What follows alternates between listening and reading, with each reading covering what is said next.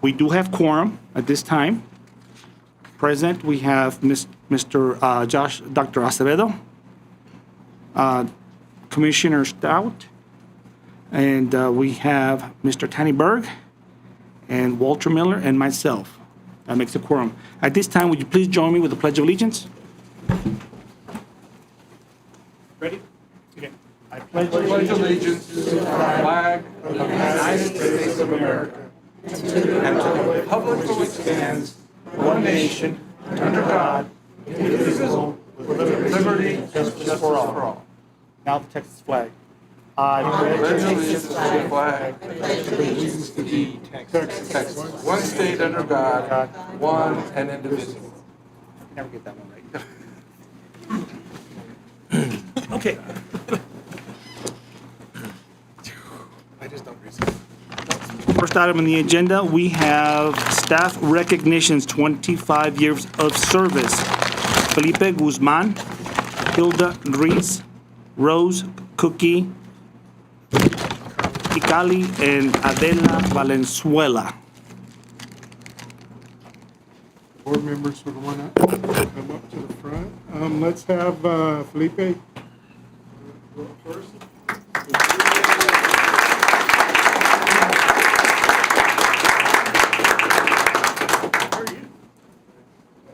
Okay. Thank you for your service, Oh, I sent you. Yeah. Thank you so much for your service. yesterday, right? Thank you very much. 25 years. Congratulations. Thank you. Stand up here with us. Okay. Okay.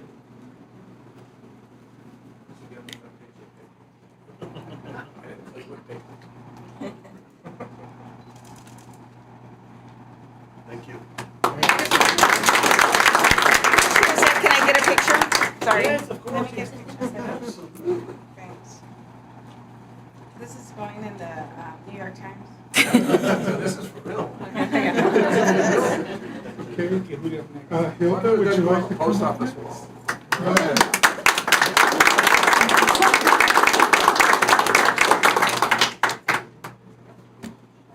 Okay.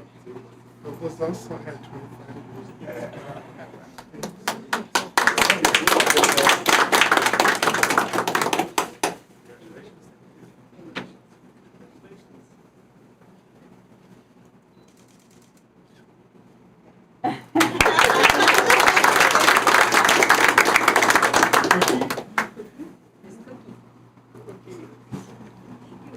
Oh, yeah. Oh, yes. There we go. Let's see. There you go.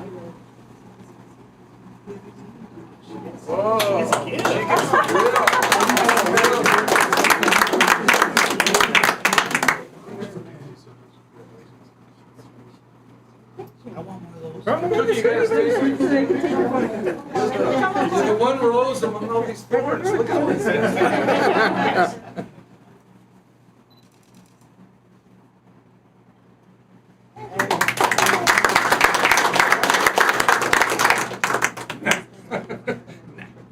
It was just too hot. I didn't have it.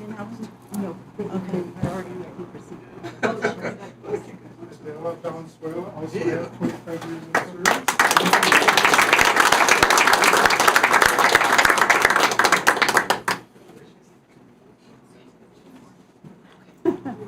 You're right there, backed up right by you.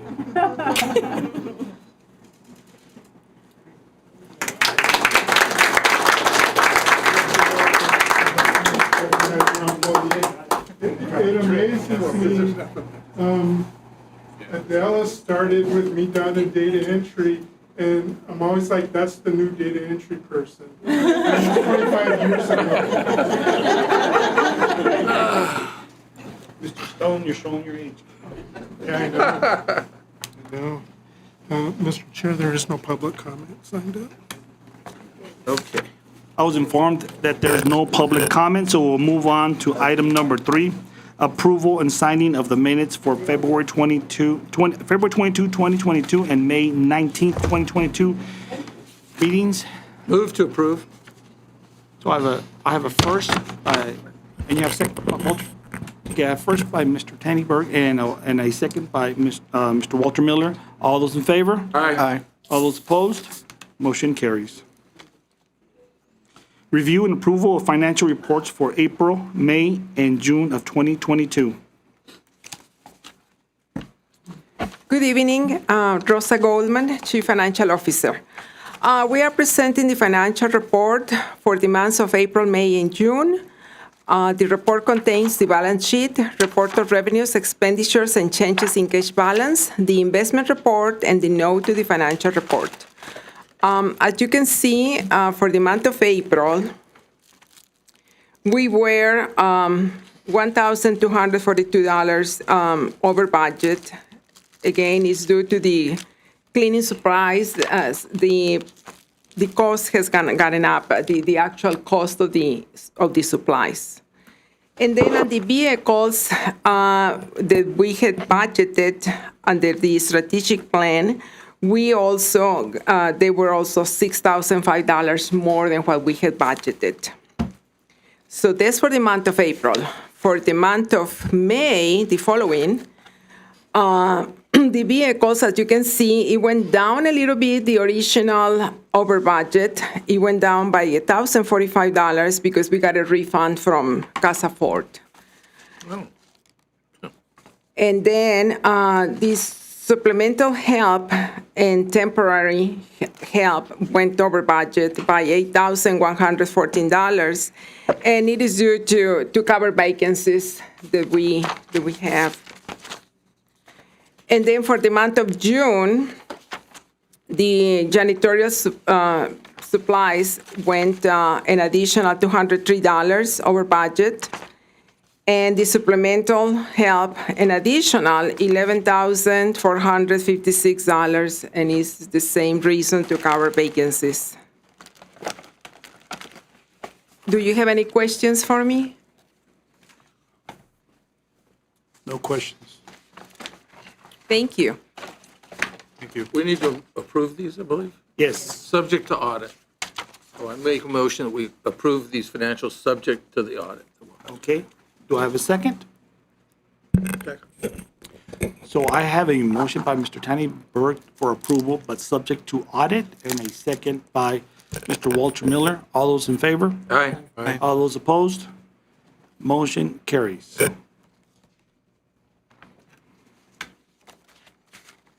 Discussion and possible action regarding the El Paso CAD Health and Dental Insurance Carrier. Mr. Chair, we have Mr. Mike Dennis with us. He's our broker that handles our health insurance. And he's going to address that agenda item. Okay. Go ahead.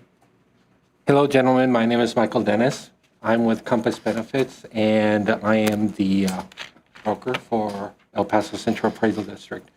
In the Compass packet, you will see the renewal for both health and dental insurance. On the left side, there is my recommendation letter, and on the right side, we have the actual quotes. Let's go over the dental insurance first. On the spreadsheet, you'll see two carriers, Blue Cross and their renewal, and a quote from Principal. Principal's quote is about $2 per employee lower than Blue Cross. However, my recommendation is to stay with Blue Cross. You might say, hey, hold on a minute. If Principal's quote is lower than Blue Cross by $2 per employee, why are we staying with Blue Cross? Well, Blue Cross's dental plan is a package deal bundled with the health insurance. Okay? If you were to leave Blue Cross's dental plan and go to Principal, you will save $2 per person on the dental plan. However, since this is a bundled package with the health insurance, you lose a % discount that you receive for the health insurance. So your rates for the health insurance will go up by over $7 per employee. So that's why it doesn't make financial sense to move over to Principal. That's why I recommend that we stay with Blue Cross Blue Shield. We did not get any other viable dental quotes. That also states that Blue Cross's quote, it might not be the lowest. However, it is very, very competitive in the market. Any questions regarding the dental insurance renewal? Go ahead. Well, it seems to me that most of our employees are already used to Blue Cross. That's who they've had.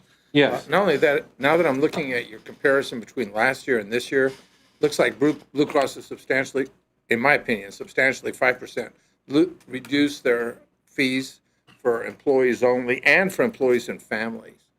And when I look at this spreadsheet, where you've got the renewal versus the current, Yes, is that for the dental or for the health it insurance? says health insurance renewal. Oh, we are going over the Save $2, dental. but here they're going to save us $40 off of what we were paying last year. Yes.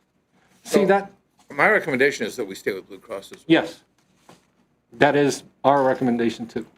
And What is the staff recommendation? Oh, that's a good question. The staff recommendation is to stay with Blue Cross for health and dental. So make a motion that we I stay move with that we stay with Blue Cross, Okay, so with the recommended plan.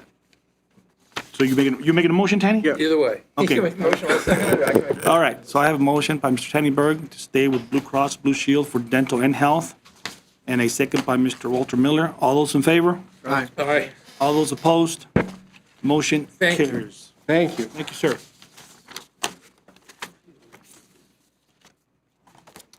Okay, item number 6, discussion and possible action regarding the 2023-2024 proposed reappraisal plan.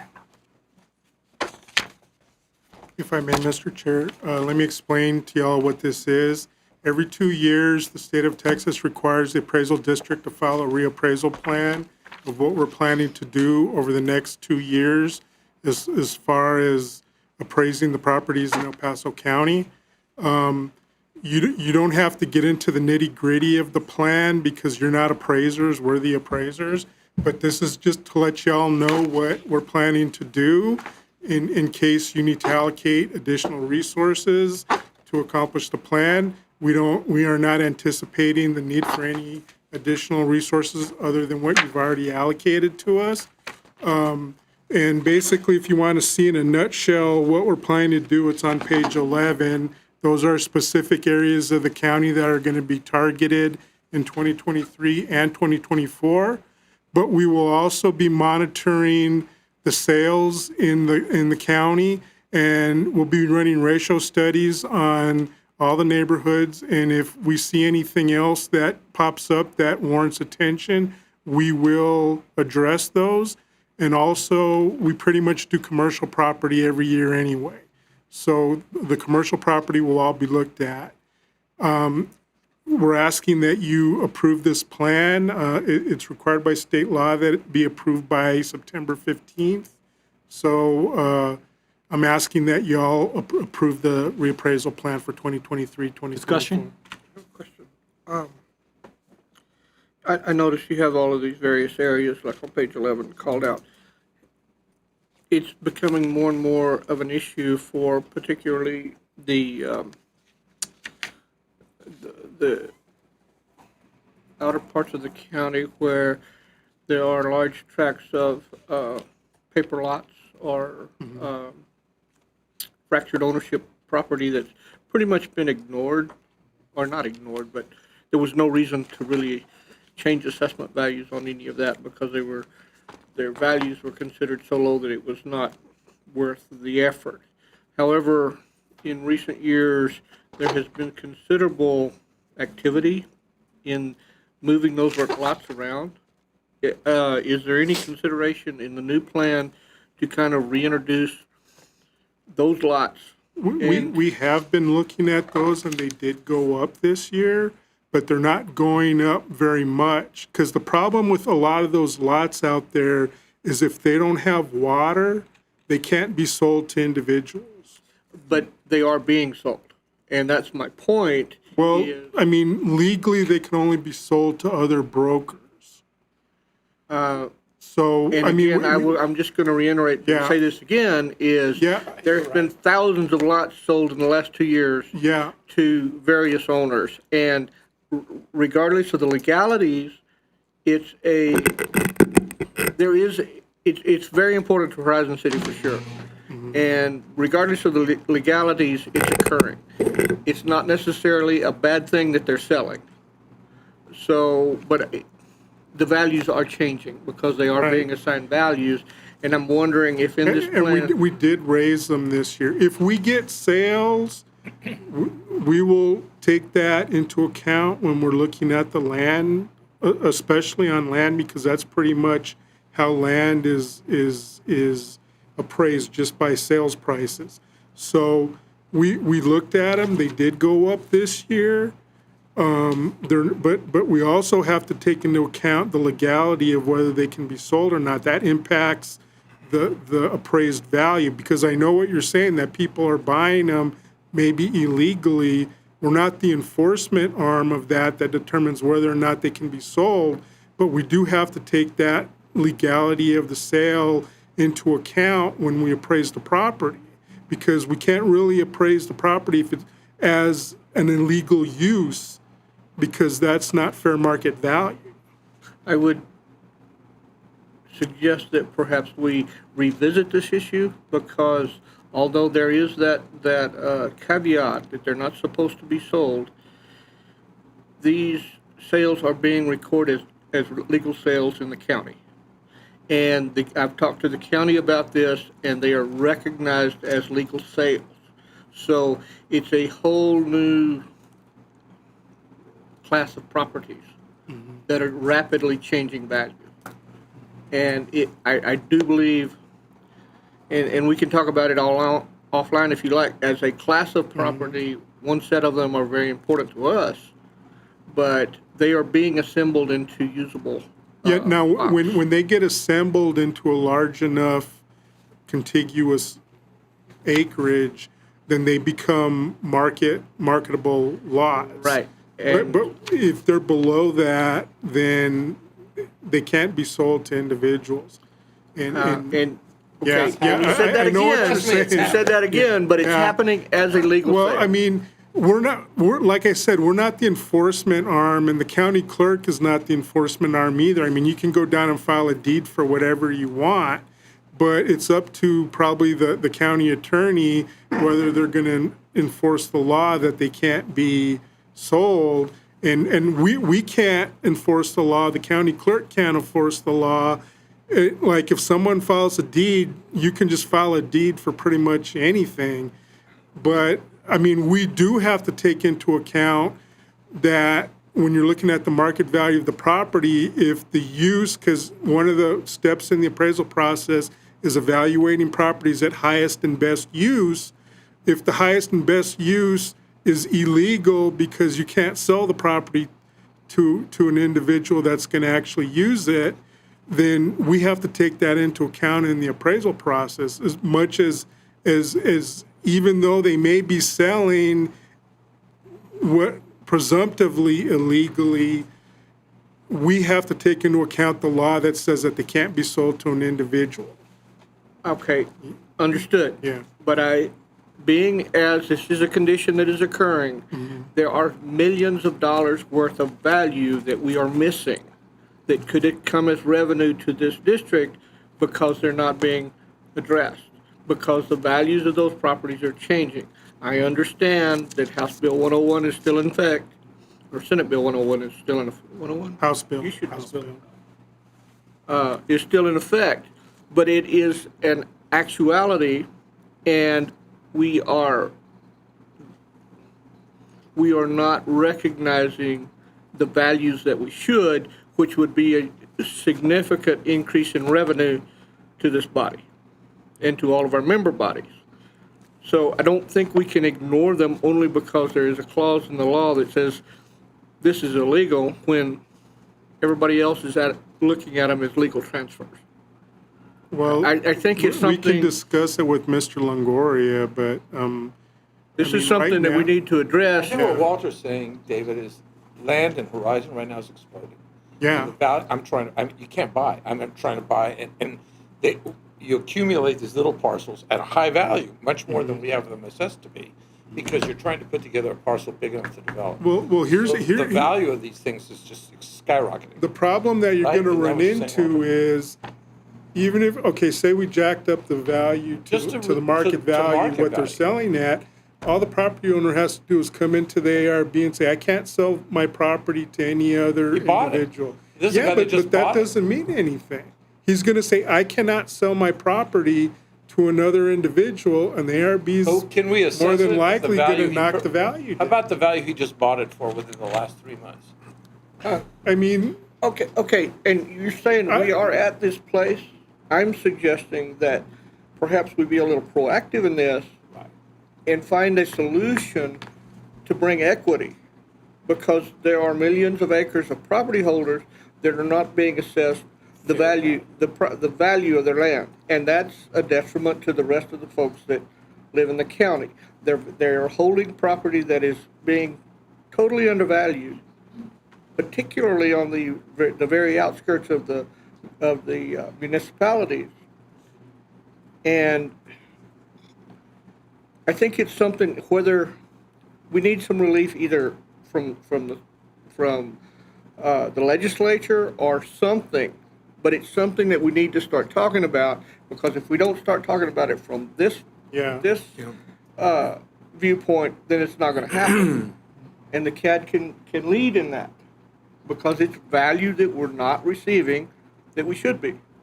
well, I mean, I really think that the relief is going to have to come from the legislature.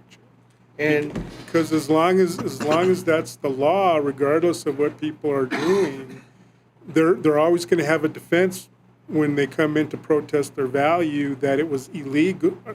They cannot legally sell their property to other individuals, and that's going to impact the market value, regardless of whether they bought it.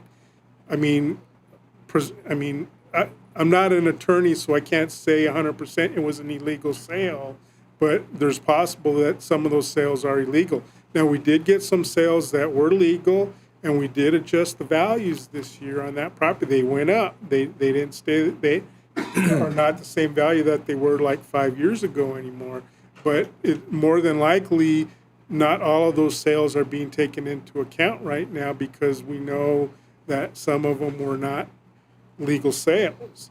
But like I said, we can't enforce that and say, you can't buy that property because it's not legal for them to sell it to you. That has to be done by some other enforcement agency. But I mean, I understand where you're coming from, and I agree with you, but we're going to run into issues in the appraisal review board if the property owners protest their value.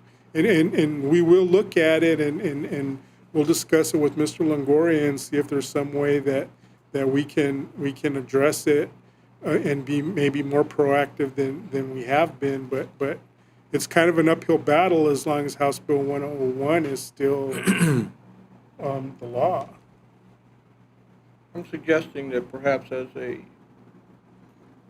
your association of tax appraisers, and it becomes an issue, because there's 30,000 acres of property out there that's going up in value that the rest of us are having to Pay for it. pay for. That's it. And for many years, I understood that, because there wasn't any demand for that property. Suddenly, that has changed, and all you have to do is look at your ownership maps, and every time I look at it, there are 7 or 8 different entities that are buying large tracts of property, assembling large. I mean, when they tracts of property. assemble it into a large enough tract, then, Even if they bought it illegally, as you say. well, I mean, if you're a broker, quote unquote, you can buy it and you can assemble it into a larger tract. You just can't sell a small plot, and I forget what the is it 5 or 10 acres? It's 5 acres. Right. Right now, it's just impossible. My you- question is, are you saying that the law, House Bill 101 states that if there are no water rights to the property, it can't be sold? It can't be sold to an individual. It can be sold to a broker. That's what House Bill 101 says, right? Yes. So, but if I accumulate a piece where I can bring water to the property, then all Yeah, of a sudden that changes if you can things. bring water to the property, or assemble 5 acres or more contiguously, then it's no longer under the Well, restrictions a lot of of House Bill what Walter's talking 101. about is 5 acres or No, more. I'm talking about the little ones. Some are Oh, they're the little, but little now people have bought lots. them. People are buying those because they see the values going up in those. But, and, okay, so you're saying the brokers, like, if you go to your ownership maps, They are, there are brokers out there that own, of course. if you, particularly if you assembled them, they're significant acreage. And they're being valued at a whole lot less than, I'm sure, less than they're selling for. It's a point. I mean, we'll look at that definitely, but House Bill 101 is the big elephant in the room. There's only limited circumstances that the lots can really be sold, and we have to take that into account when we're appraising the lots. Can we look into that? Yeah, Crystal? we will definitely. Please look into that. Do we have and- like a legislative agenda that we propose to our legislative delegation that has? We have not addressed this issue particularly because, to be honest, House Bill 101 kind of came out of El Paso originally.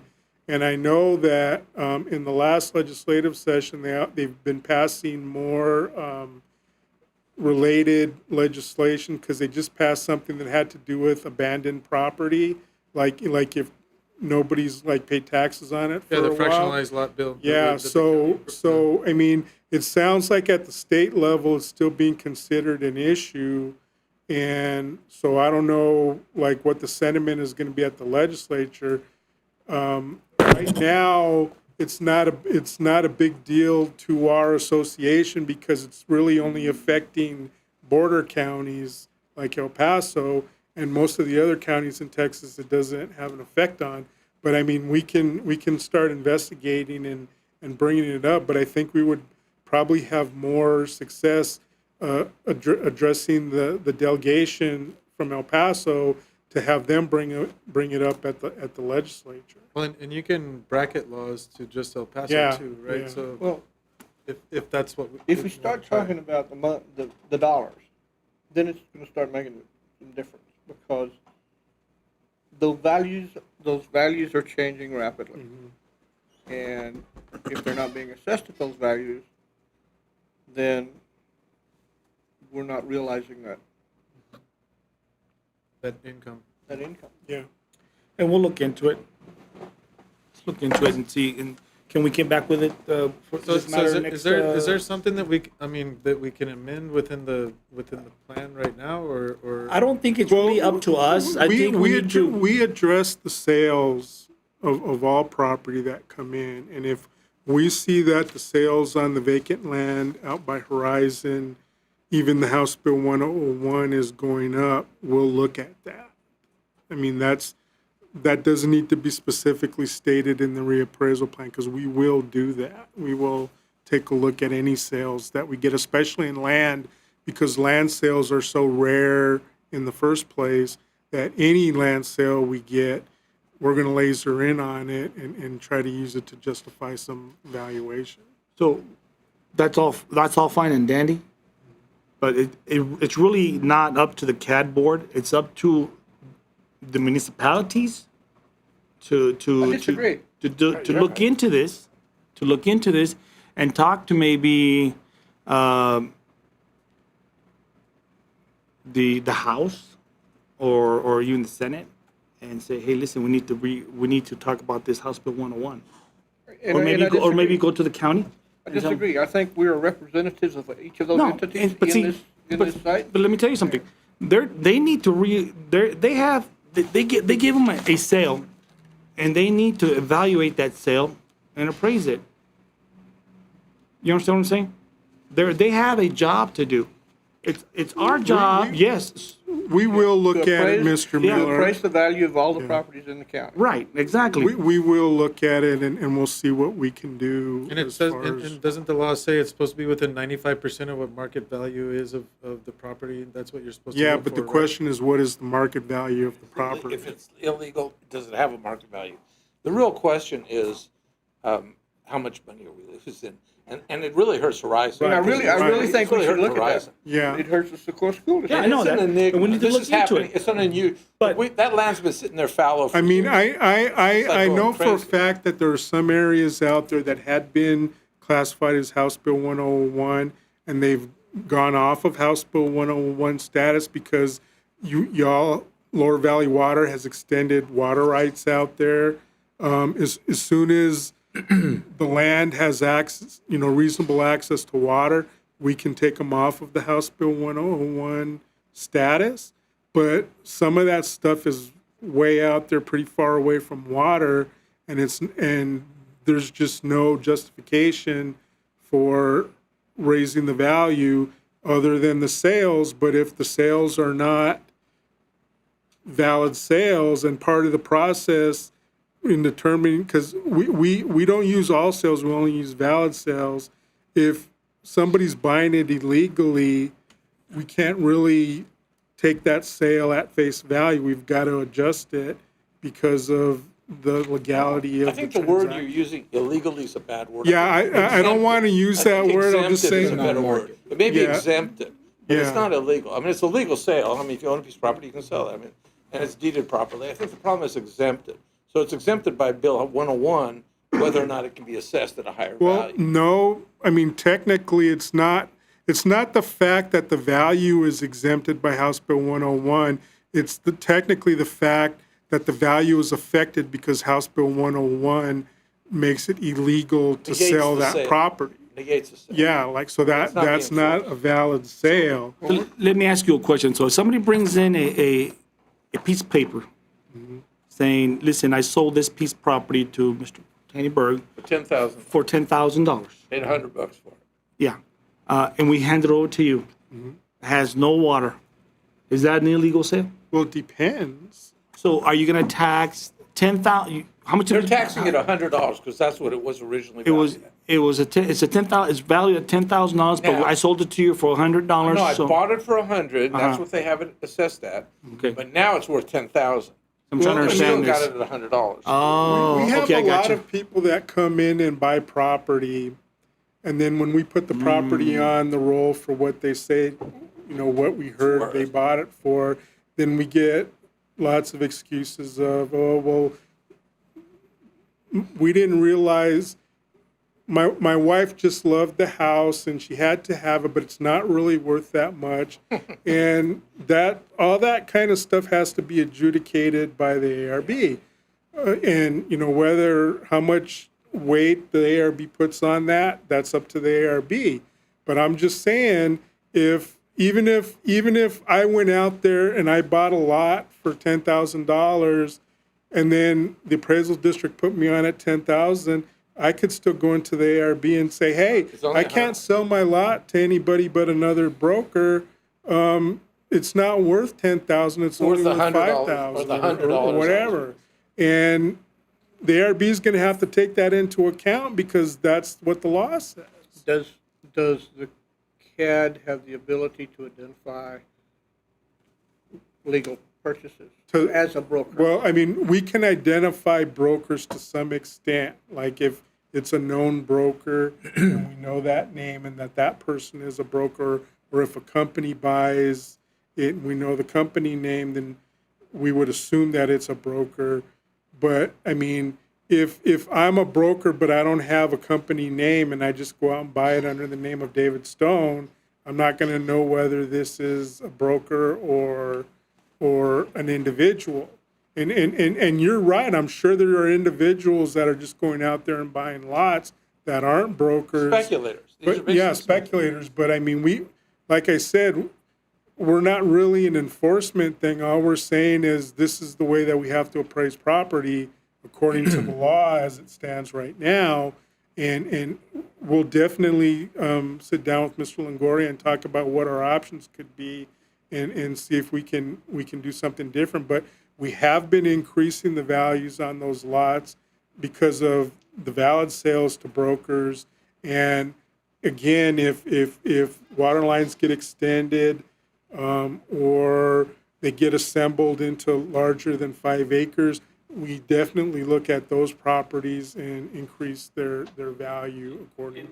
David, the other thing is, you gentlemen may know of sales of a home that sold for 2.4 million, or these lots that you're talking about. We don't have access to that information. We'll pull deeds and it'll say $10 and other considerations. We'll call and we'll try to verify the sales amount, and very seldom we get anything back from people. We'll send out thousands of sales questionnaires trying to get information, and we don't. So you may Our hands know are tied. that information, but we don't have it here to prove it.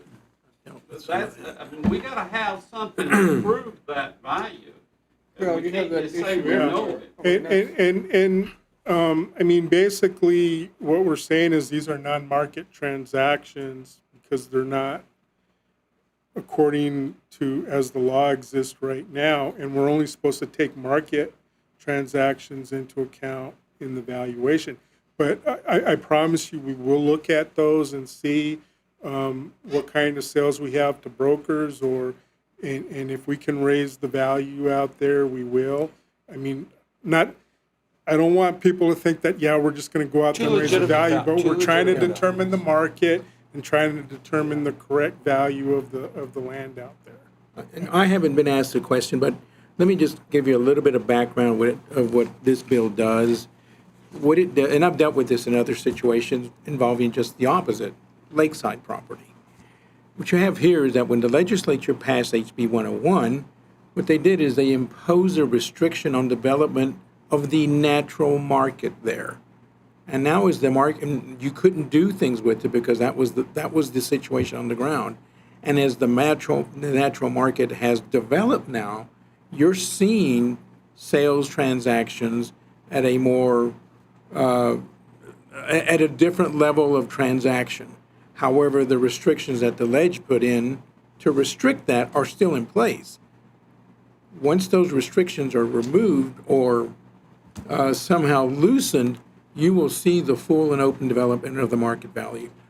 What I dealt with was in Lakeside, where a river authority took a private lake, a public lake that they own everything around it with leases on it, and then they transformed that, they sold that entire property to a private entity who sold those properties at 10 to 15 times what they were being leased for. There were multiple sales in the first, it took 10 years for that market to develop out there, and it required a legislative change. So to answer your question, I think the CAD has a voice in this, but ultimately I think the more powerful voice and a more strident voice is from the taxing entities, because the revenue is out there, but the revenue doesn't flow to the district. It actually flows to the taxing entities. But we need the CAD's help in determining what that value is. Yeah. Don't get me wrong, House Bill 101 is vital legislation that we had to Right. have, and we don't want to endanger that. Correct. That, but we need to figure out a way to move forward. Right. I mean, the market's developing out there. House Bill 101 is kind of a wall right in front of you. You've got to shorten it or open a little door in it somehow, and that's It just needs an amendment. It just needs to yeah, be adjusted. it's a legislative solution. Talk to your reps.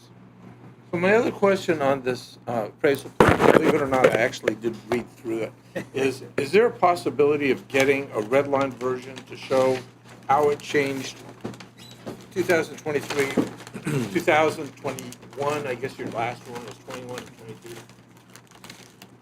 I mean, it was real interesting. There was some real interesting, I understand what you're doing here, but I don't understand what changed from your last reappraisal plan to this one, other than you identified different properties that you were going to center on. Is that the only change that you made?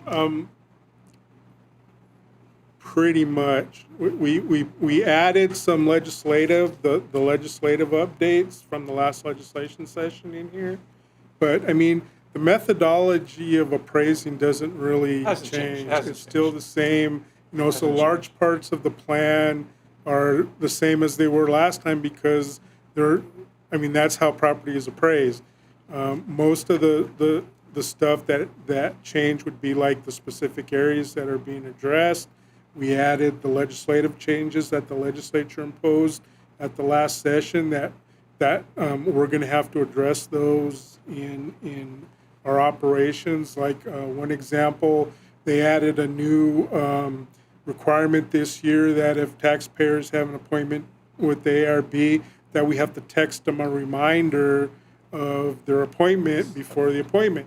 And that we didn't have to do that before, so we had to come up with a system to be able to text people. So, but other than that, most of it is pretty much the same. What I was going to ask is, when you present this, and I would move to approve it, of course, but when you present this, if you had a one-page summary of those changes that you made, it would be very helpful, because the next guy isn't going to be dumb like me and have all the time in the world to read through this.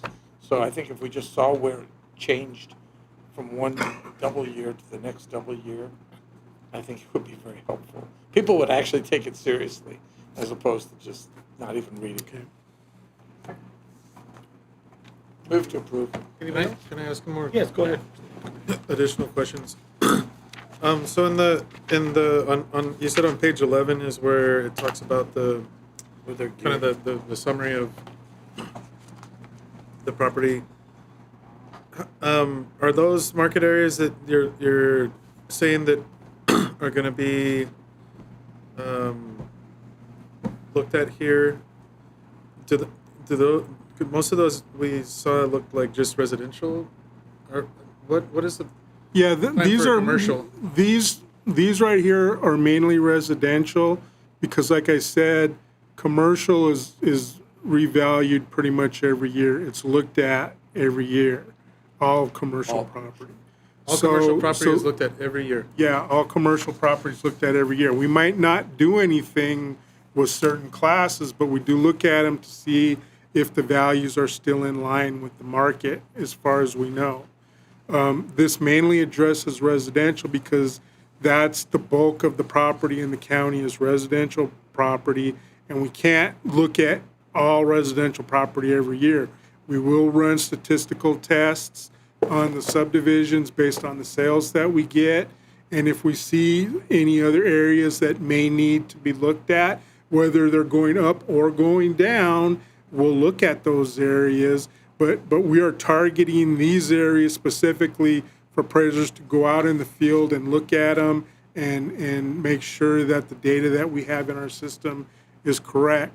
Now, in addition to this stuff here, we also get building permits from all the municipalities in the county. And when there's something on a building permit, that something's being built or something's being torn down, we look at all of those as well. So this isn't an exhaustive list of what's being looked at. These are just specific areas that, regardless of what other information we get, we're planning to look at these areas specifically. Okay, and so the basis upon which you are making the decision to reappraise residential properties in a non-reappraisal year is what is your decision to, because 2023 is not is a non-reappraisal year, right? We don't know yet if it's going to be a reappraisal year or not. It depends what the sales show us. If we see a major... Well, it's not the statutory every third year, Well, right? The okay, third year is 2024. Remember, the statute is that we have to reappraise at least every 3 years. Right. But we're also charged with keeping property at market value. Right. So if the market is changing so much that market value is no longer valid, we need to reappraise more frequently than every 3 years. So you're expecting that the market value is going to change significantly in 2023? Is it going to go up or is it going to go down? We don't know. We don't know right now. We're just in the middle. Now, there's some evidence that's been showing that the market is going to go down. Interest rates have been going up, so that's been slowing down mortgages. But I've also seen evidence that properties are still being snatched up. Maybe they're not selling as much as they did this past year, but they're selling quickly still. So there's indicators in both directions, going up and going down. We still have 5 months left in this year to see what the sales are going to tell us about the market. And once we get all the sales in January, we'll start evaluating, okay, do we need to reappraise this year, or are we only going to look at the properties that we listed? We're also going to do ratio studies on the neighborhoods and see if any sales are indicating that neighborhoods need to be revalued, and we'll do those if we don't end up doing a countywide reappraisal. But it's kind of still too early to tell whether we're going to treat it as a reappraisal year or not. Right now, we're saying it's not going to be a reappraisal year, but if the sales either going up or going down indicate major changes in value, we will reappraise the whole county. Okay. I just, I don't know, it's kind of worries me, or maybe I'm confused, but that we've seen such a strong increase in residential property values, but not in commercial and industrial, right?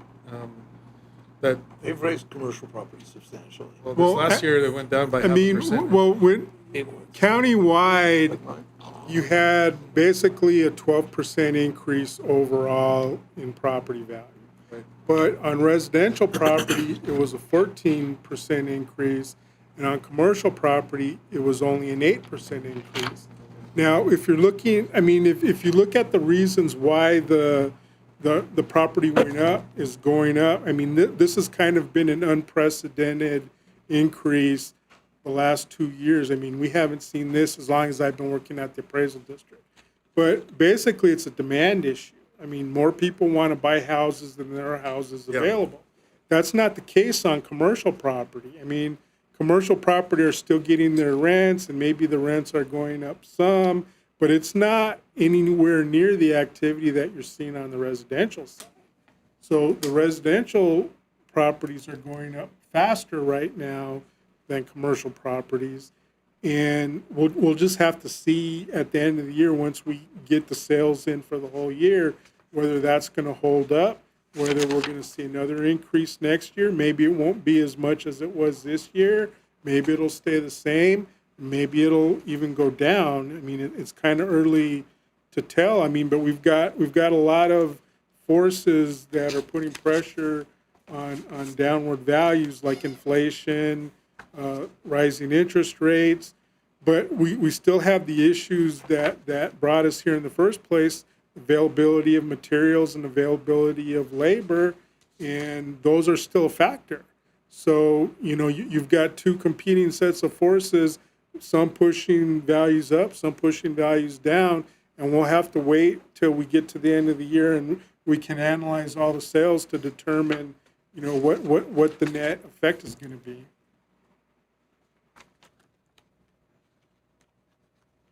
Any other questions?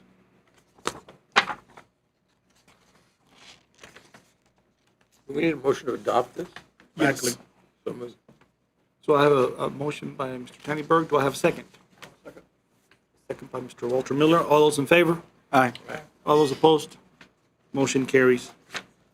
Okay, moving on to item number 7, discussion and possible action regarding increasing the number of appraisal review board members.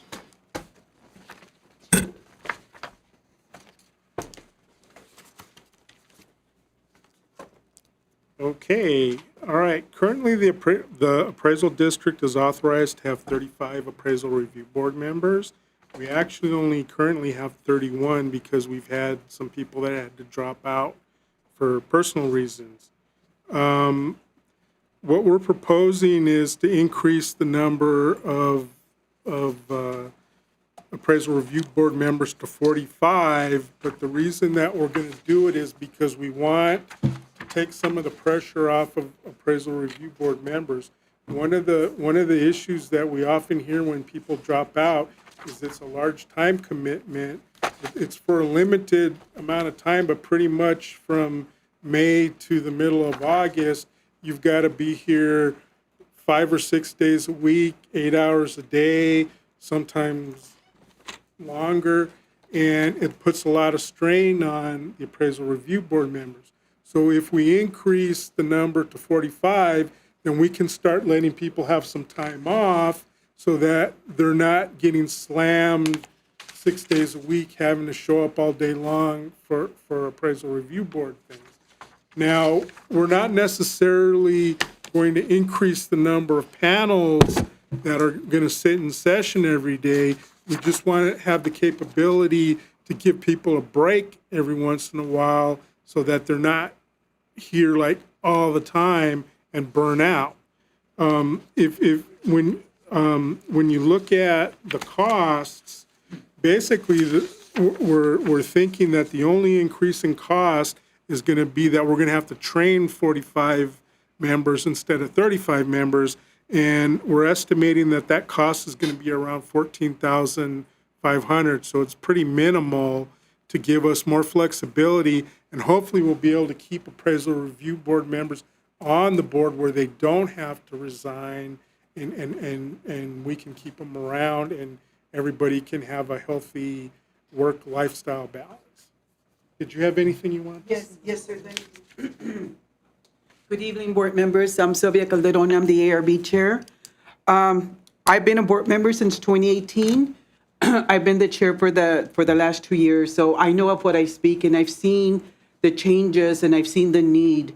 The ARB, what it was then, is not exactly what it is now. From day one, we're asking more and more from the ARB members, and back to what Mr. Stone was stating is we tend to lose members even before the first day. We haven't had a full board in 4 years. Numbers don't lie. We're having less ARB members and more protests come in.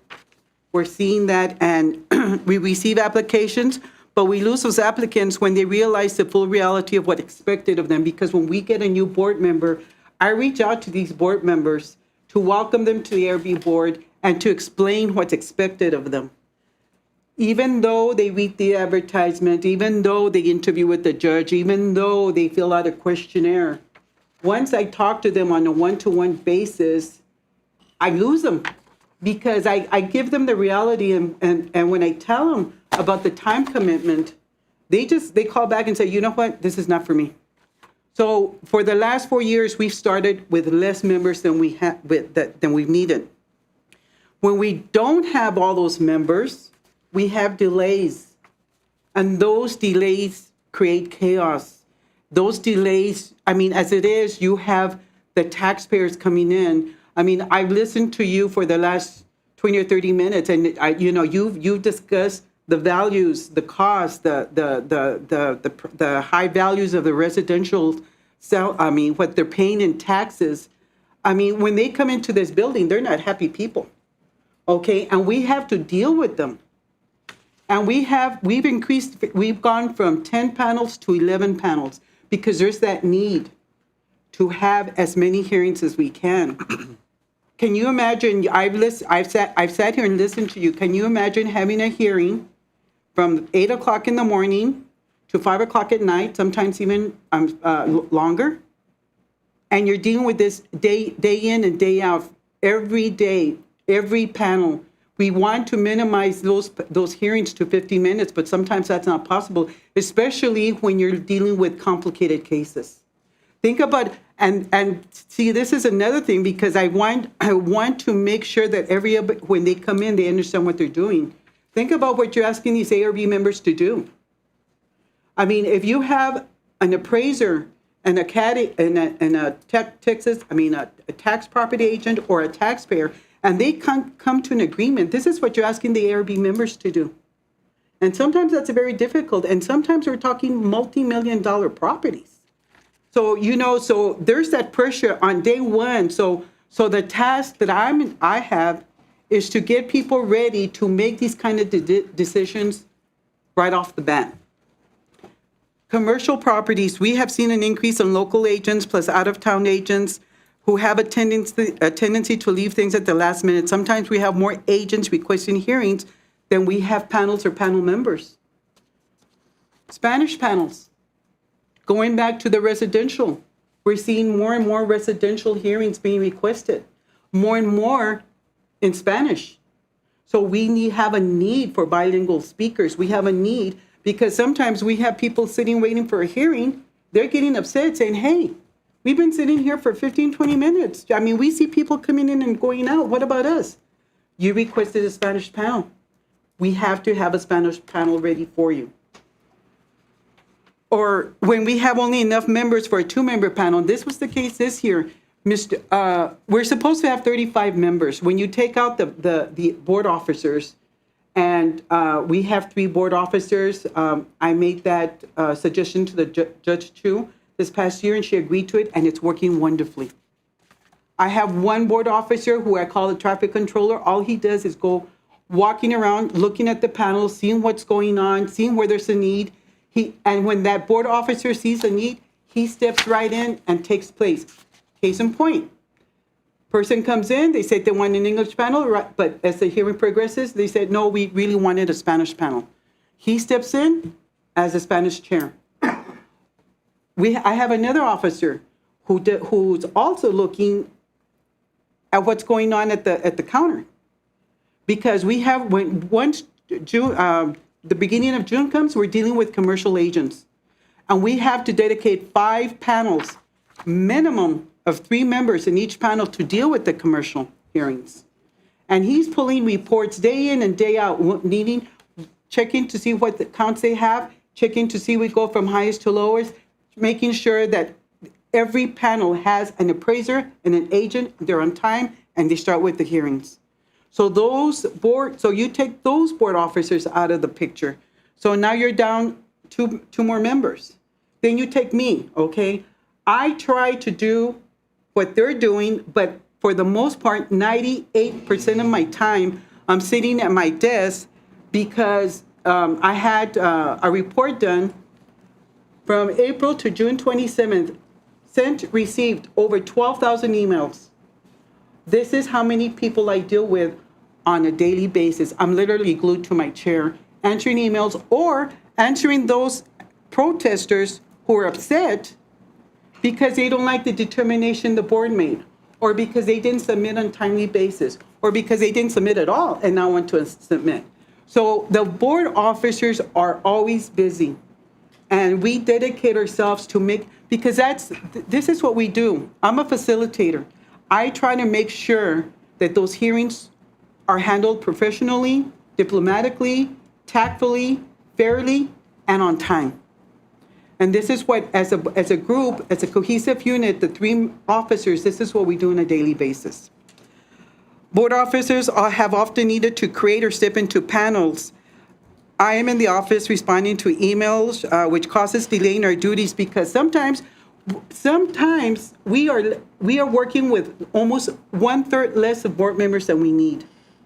So that means that all the board officers are in a hearing, and that's happened a couple of times this year, because we simply don't have enough bodies. We've lost people to illness. We've lost people to family matters that they had to attend to. We've lost people who are just burnt out. It takes a lot, especially if you're chairing a hearing, and especially if it's commercial, and you have to learn, you have to read income statements, you have to look at all these properties, you have to listen to the agent. When you do this on a daily basis, you tend to burn out. The primary reason for the increased headcount is to allow for more flexibility with members and to make up for the shortfalls that we've encountered. Every year it's getting just a little bit worse. Every year it's getting a little bit worse due to illness, family matters, medical appointments, and plain old burnout. Members often deal with intimidation, threats, and abuse, both from the property owner and agents to some extent. Okay? And it's kind of hard to do that on a daily basis and not let it get to you. We also want some continuity to always have knowledgeable people on the board, especially chairs. So from the beginning, I emphasize that the expectation is for everyone to fully participate to create a balanced board, that at one point or another, everyone is expected to chair a panel. And that's another thing, too. Okay, we want to disabuse everybody of the notion because I've read it in the paper and it's been commented, we're kangaroo court, we don't know what we're doing, okay? I fight that every day. I push for as much training as I can get because you know what? They do need to know what they're doing. And we get as much training as feasibly possible. When I began on the ARB board in 2018, 34% of the panels, 34% only chaired. Today, that is 76%. Okay? This is why I'm saying that sometimes people don't realize what they're getting into when they apply to be on the ARB board. And again, every year, it's continuous evolvement. We need to adapt to the changing markets. We need to be flexible. We need to be tactful. We need to treat every taxpayer that comes in courteously, especially when they do not like what they're seeing when they open up their property notice values.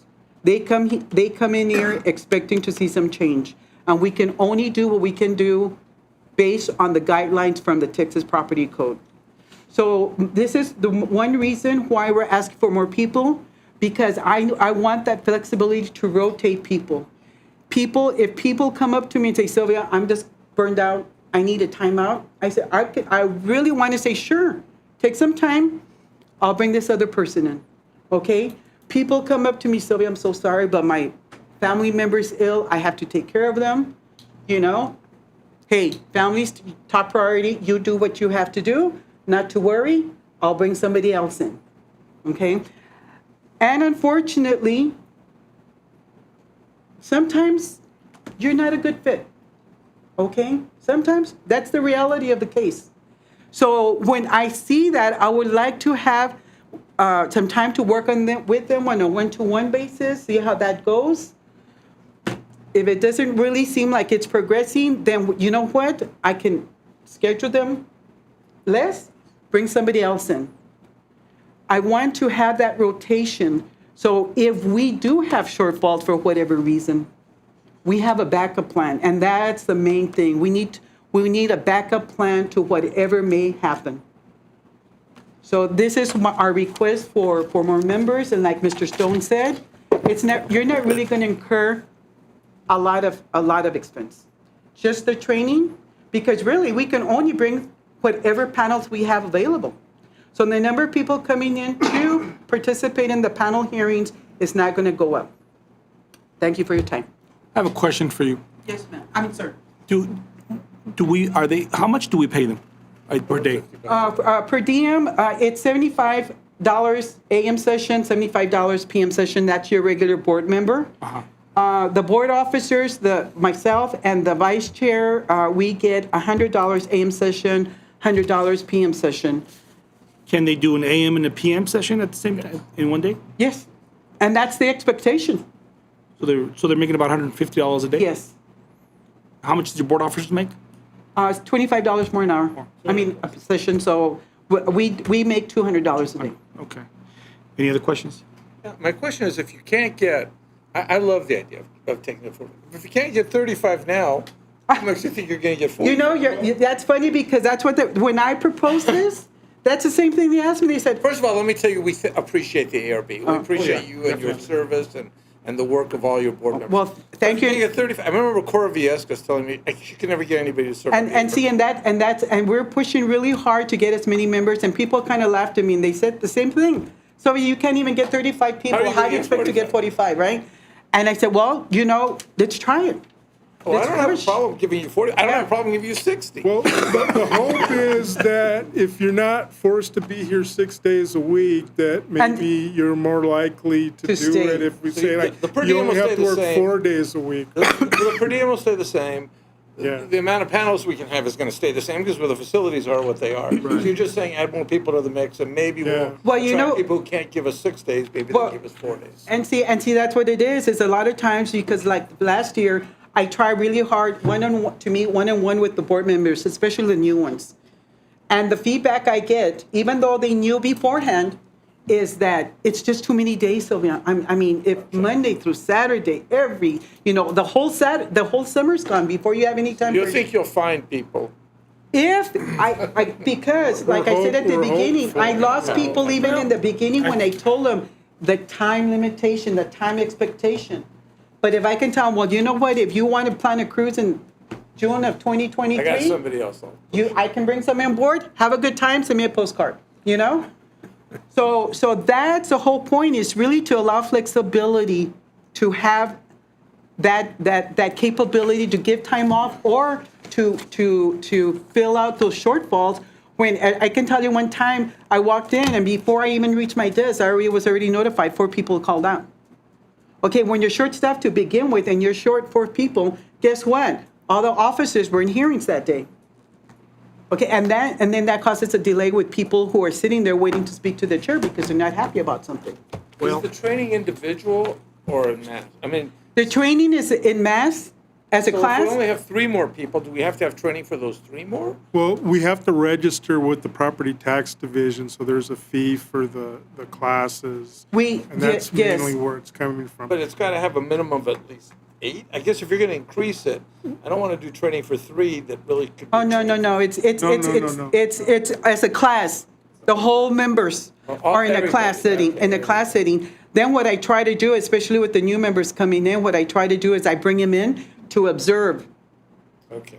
To observe and to see how the panels are doing. I especially like to put them in there with observing commercial, because that's another reality too, is people are under the impression they're just going to come in and just sit and listen and make a decision. That's not necessarily the case, especially if you're expected to chair, especially if you're in a commercial panel.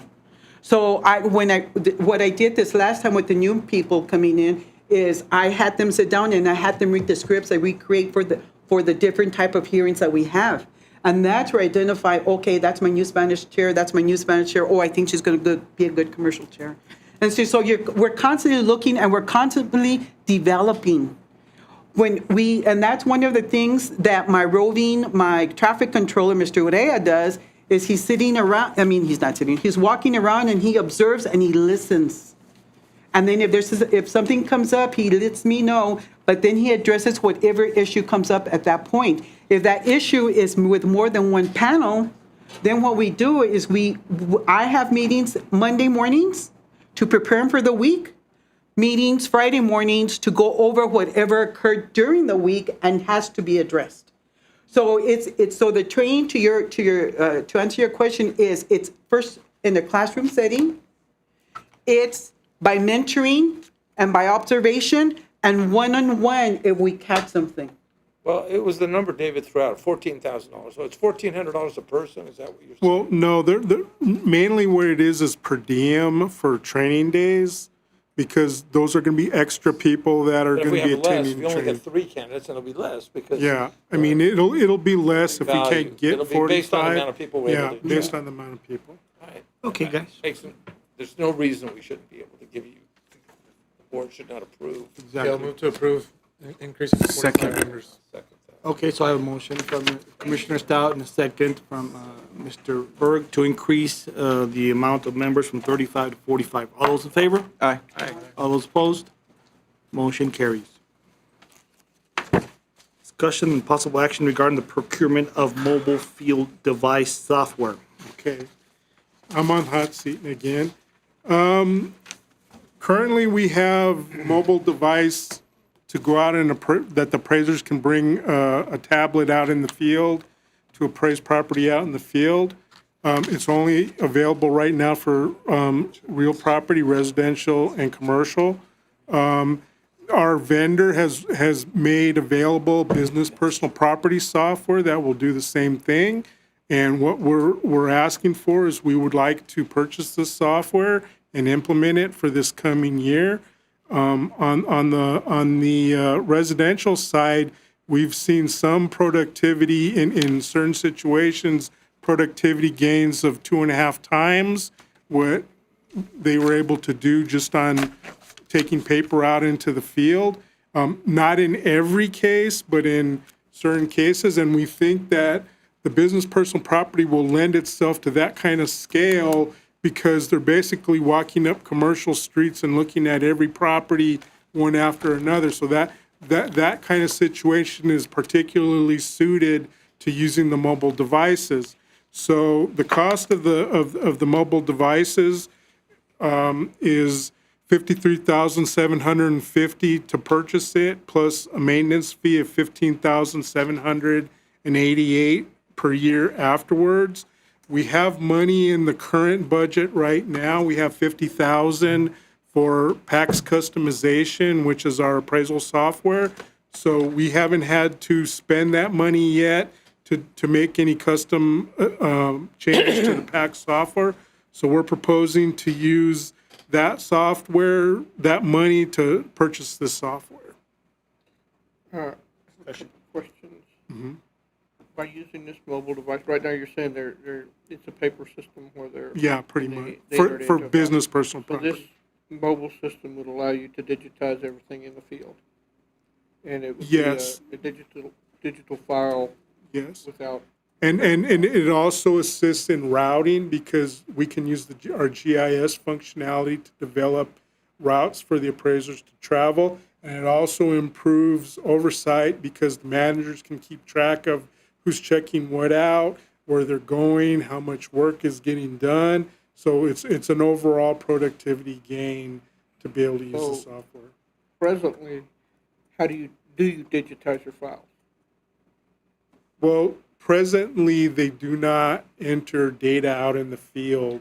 No, but is your filing system, surely it's not, doesn't No, continue to be everything, paper? all the paper is getting scanned into So the you're system. scanning, okay, Yeah, scanning yeah. it, and this avoids. the Now, scanning this is process. not so much for scanning because they're not going to have like portable scanners with them to This is scan my paper. point. This is just, I'm going to walk into a business.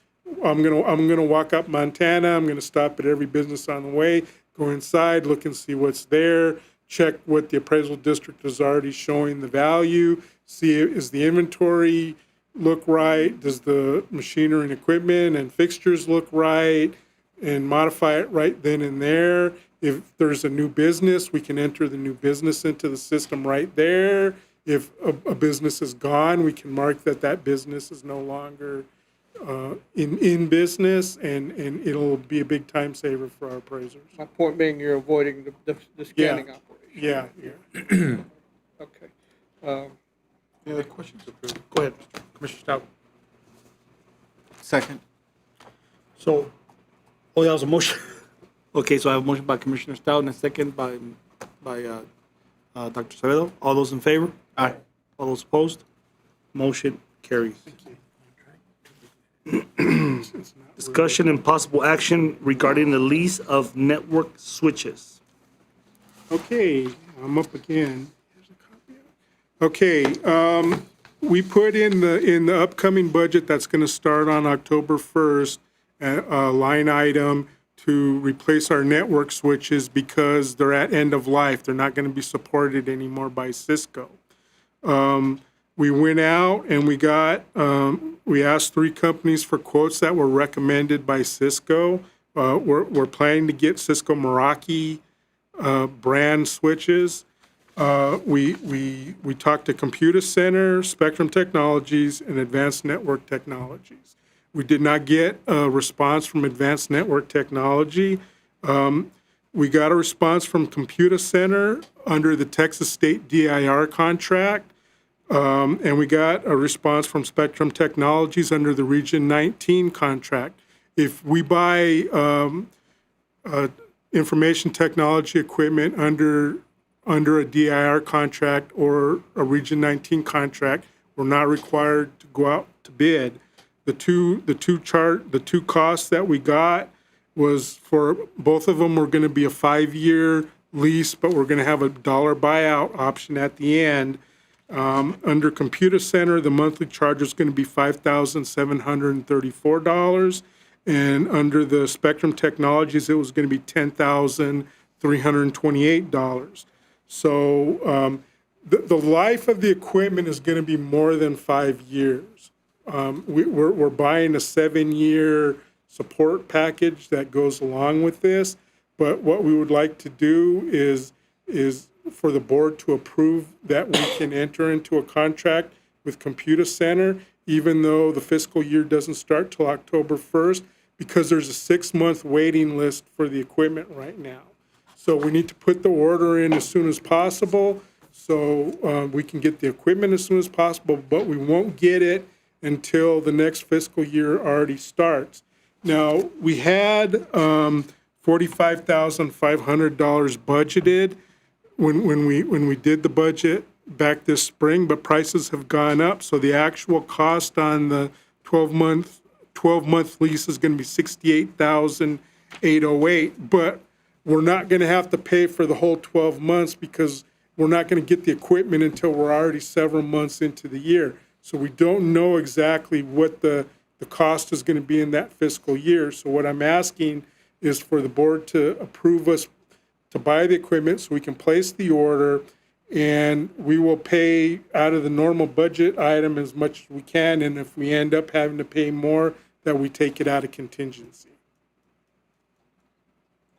I just have a comment on this and the prior item. I appreciate some backup on this, just to kind of look at those two options that you're saying and how it's gone up. I'm doing it all in my head rather than just kind of having it in front of me. And this happened last year as well with another item. So if we could get copies, maybe you couldn't get it in time for the packet, want, but at like, least copies when details we of the get. quotes? I mean, an executive summary is fine, but I just want to see something visually.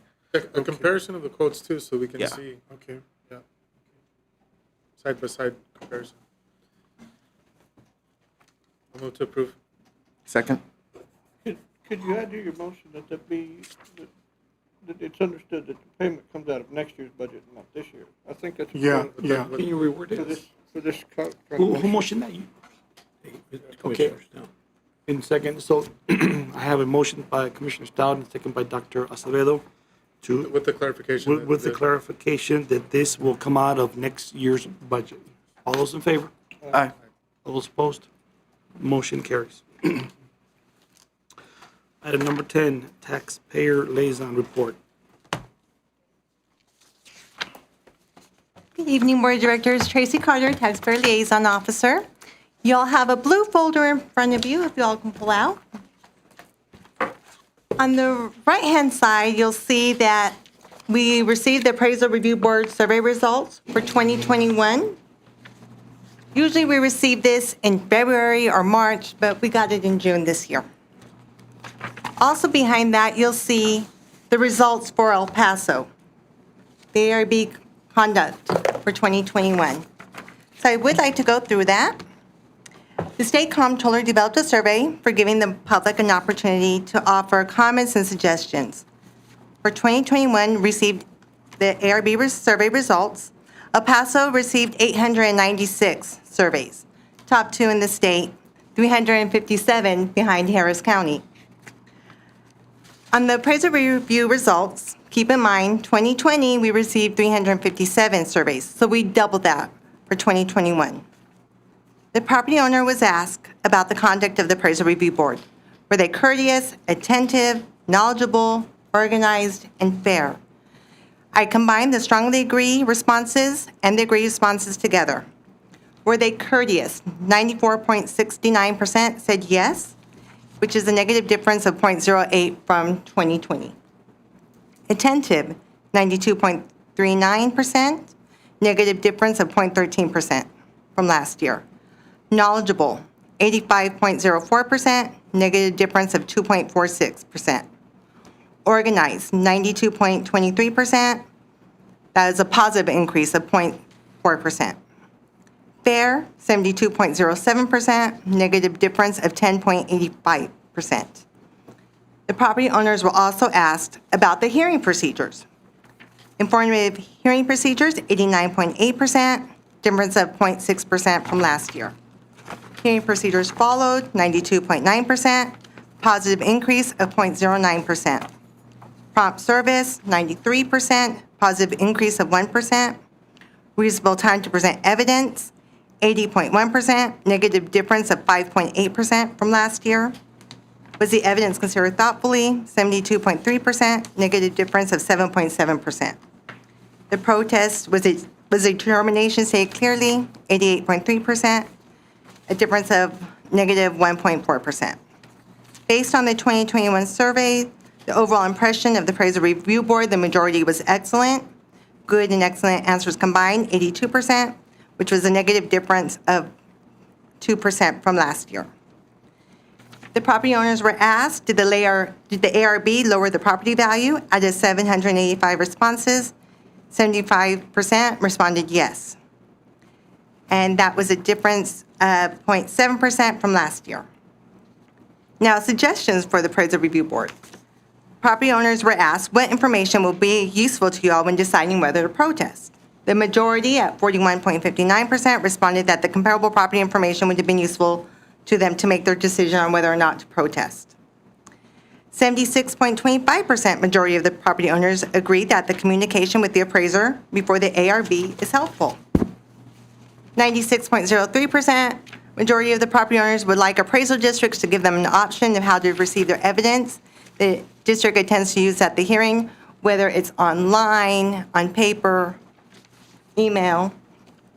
66.84% majority of the property owners prefer to have enough time to present their evidence in their hearing rather than to have their hearing start on time.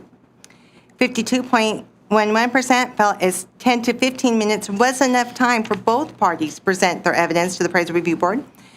28.49% said that more than 15 minutes is needed to present their evidence. 19.38% said less than 10 minutes is needed to present their evidence. The El Paso Appraisal Review Board gives 15 minutes for each hearing. 87.42% majority of property owners said that they should be allowed to file the protest electronically. Conclusion, the majority of property owners responding to the survey agreed or strongly agreed that the ARB members were courteous, attentive, knowledgeable, organized, and fair. The majority of property owners reported an excellent overall impression of the appraisal review board with the agreed and strongly agreed answers combined. And they did agree that the ARB hearings, they were informative. They followed the procedures. The service was prompt. Property owners had reasonable time to present their evidence. The ARB considered their evidence thoughtfully, and the protest determination was stated clearly. The majority of the property owners indicated that the appraisal review board lowered the value. The majority of property owners filling out the surveys were first-time protesters at 66.9%. While the total number of property owners' responses to the comptroller ARB survey changed every year, there is a minor variance in the response from 2017 to 2021. As you all can see, I built some charts from 2017 to 2021 for you all.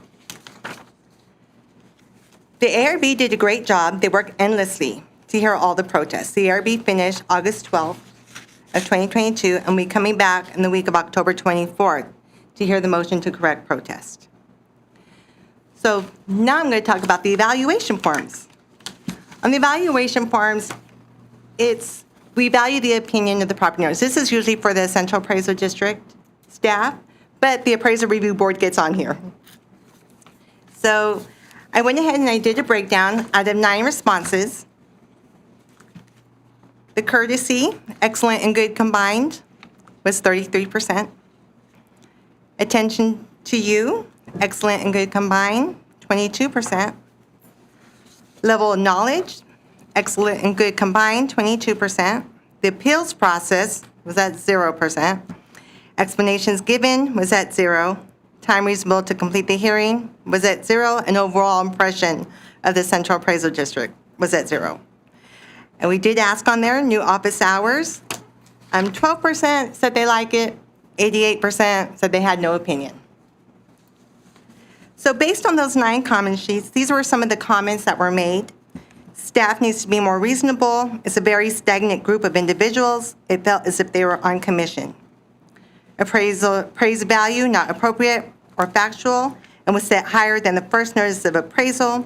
The appeal board did not consider our evidence. I believe the board members are not competent and discriminatory. Wasted time. If the decision is made by a person that is not an appraiser of or has no idea of value, no evidence can make a difference. CAD is just happy to be able to change ridiculous taxes. I was very pleased with Mr. Romero. He's one of the ARB members. View of his role, he performed it with professionalism.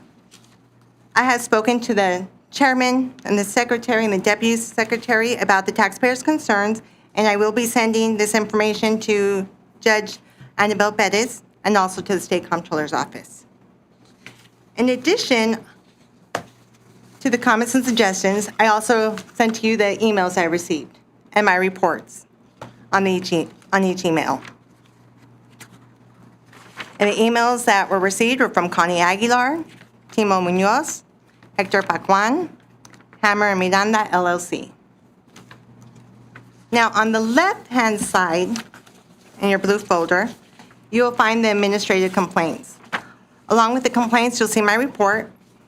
So I'm going to go through it and give you all a summary. Mr. Bauer, first one, filed a protest for market and unequal appraised value of his property. Mr. Bauer's complaint was that his home is $70,000 higher than his neighbor's property. Both homes were built in the same year, same builder. Mr. Bauer made 2 requests for the copies of all data the chief appraiser planned to introduce at the hearing, and he did not receive any of the evidence that the appraisal district was good to present. At the informal hearing, the appraiser placed notes and codes in the computer, which were later referenced at the formal meeting, at the appraisal review board meeting. The appraiser said she would not make a reduction offer and asked Mr. Bauer to accept a higher offer to avoid the formal hearing. Mr. Bauer declined and proceeded to the 3rd floor. At the ARB hearing, Mr. Bauer states that the ARB members appeared to be distracted with piles of paper and did not pay attention to his presentation. The ARB did not change the value. After reviewing the hearing, I did hear Mr. Bauer state that he requested CAD evidence and never received it. And the ARB panel did not address the issue during the hearing. So the chairman agreed that the issue was never talked about amongst the appraisal review board panel members.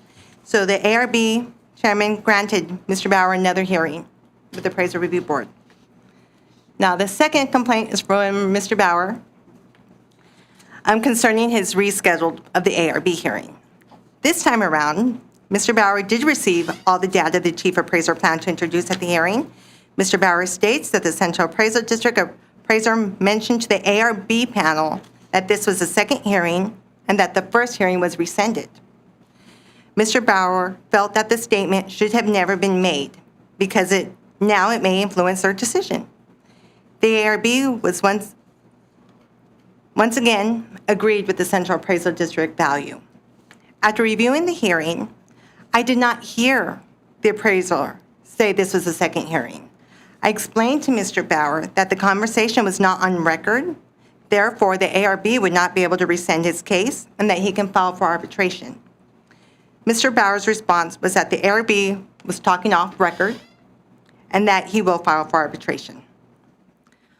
On the third administrative complaint, Ricardo Fierro had a telephone hearing with the ARB. During the hearing, the Central Appraisal District appraiser offered the property owner a lower value of $59,202, the difference of $1,301 from last year's value.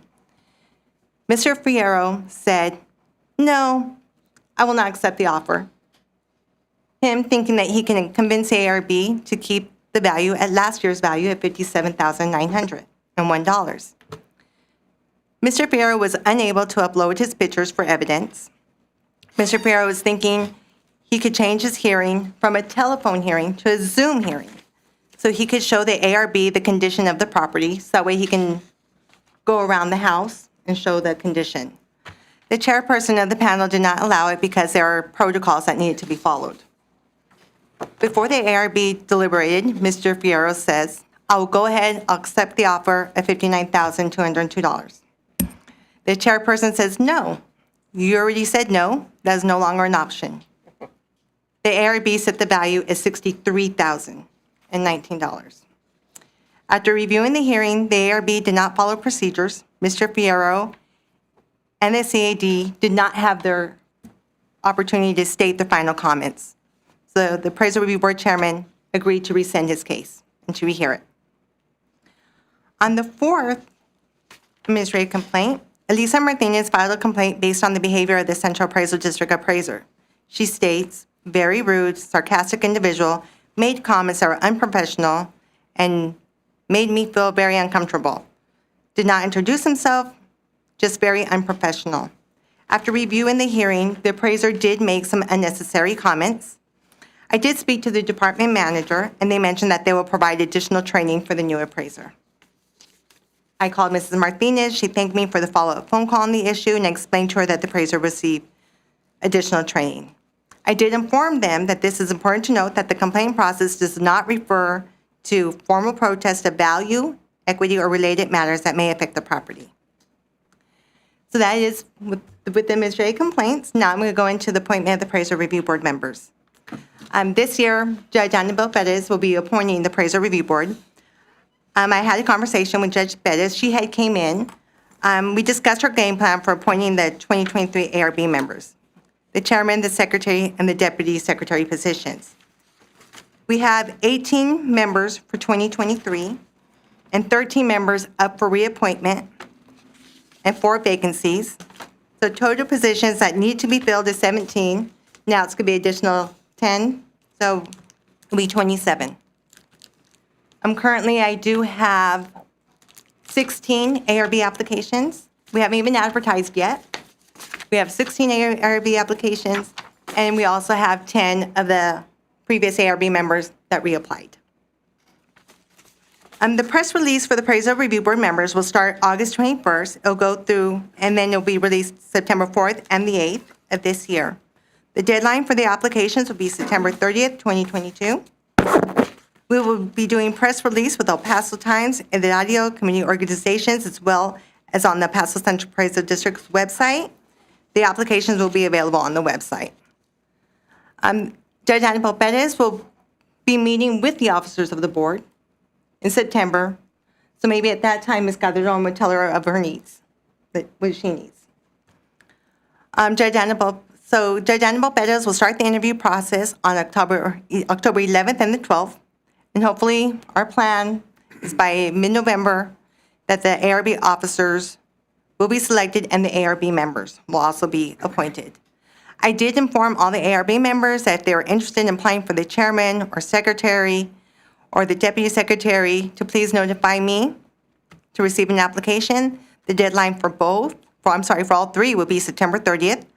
And Judge Annabelle Perez will be appointing the officers.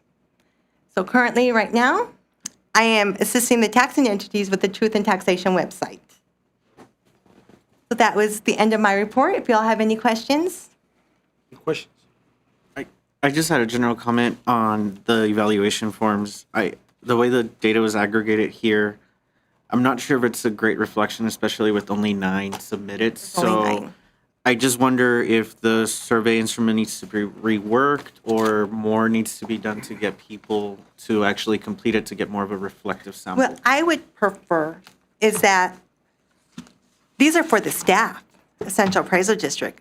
We have our own appraisal review board surveys. But of course, the property owners are upset, right.